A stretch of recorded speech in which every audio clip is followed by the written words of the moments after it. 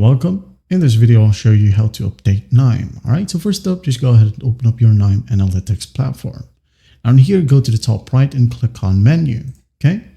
And here, as you can see, we have the Check for Updates button. Just click on it and wait for the update, all right? As you can see here, I don't have any updates available. If this is the case, just click on OK. If you have available updates in here, go ahead and select the update, hit on Next. Now go ahead and restart the Analytics platform, and once done, you're good to go.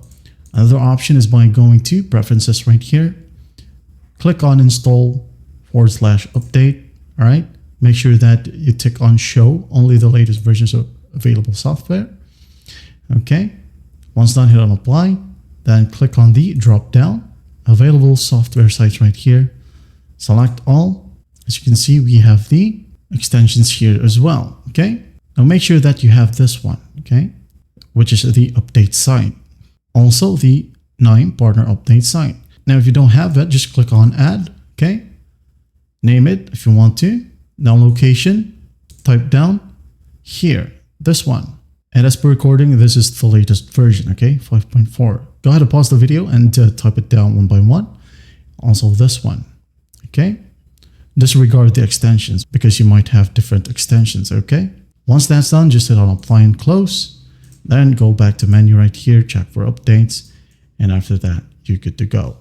Okay. Another one, if you want to manually update your extensions, go ahead over to menu, install extensions. Okay. Wait for it. Now look for the specific extension. For example, I have Python in here, KNIME Python 2 integration. Go hit on Next and hit on Finish. All right. So you can see here it says installing software. Just wait for the process to finish and click on Restart.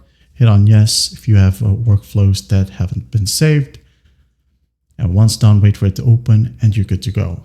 Well, I hope this video helps and I'll see you in the next one.